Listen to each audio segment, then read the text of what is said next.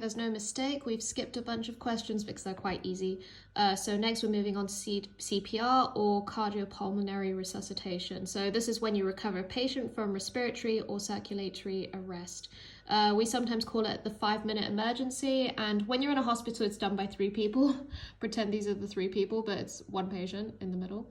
And basically 2 of these people could be on life support while one of them could basically monitor the patient, so this would probably be a nurse.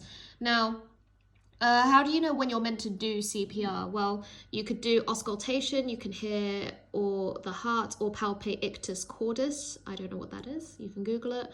And you can do an evaluation of the peripheral arteries and the respiratory evaluation. So are they breathing? Can you feel a pulse? And after you've done this first evaluation, attention has to be focused on adequate ventilation and the maximization of circulation to vital organs. So, of course, you're going to try and clear the airways, pump the chest so you can get the circulation to the organs. So what do you need? The list is long, so I'll just show it to you. Oxygen, of course, good lighting so you can see what you're doing, crash cart with all the necessaries like drugs and whatnot, defibrillator if needs be, ECG to see what's going on with the heart, suction, not sure why, a table to work on, and yeah.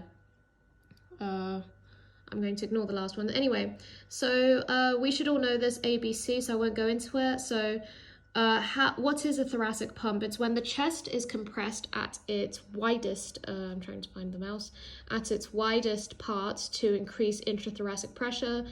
And what it'll lead to is forward blood flow and heart compression. But we mostly only do this in very large or barrel-chested dogs, meaning like their chest is quite round and large compared to their body, like this one maybe. And there are additional ways to improve venous return other than doing the thoracic pump. And when I say venous return, I mean venous return to the heart.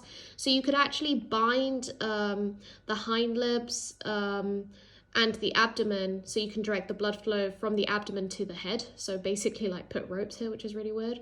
You could do interposed abdominal compression, so the abdomen is compressed during the relaxation phase of the chest compression, so you could like alternate between compressing the chest and the abdomen, and then you could place the patient in dorsal recumbency, so on their back, and compress the sternum like this guy's doing here.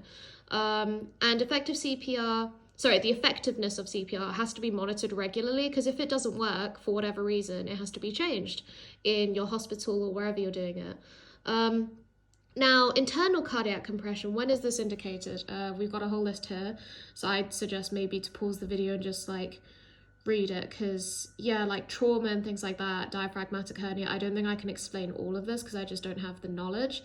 But I will say, like, when you're doing CPR, you can also use drugs. So epinephrine is just adrenaline, and atropine is, oh no, this is going to annoy me, a cholinomimetic, I think. So yeah.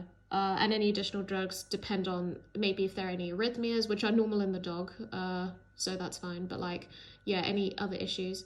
And the drug can be given through a number of veins, so basically one in the neck, one in the leg, in the bone, in the trachea, and in the heart, but the heart is kind of the last resort. In the neck, it's quite close to the heart, so drugs will get there quickly, so that's probably the first port of call. But if you put it through the leg, you have to like put saline in afterwards.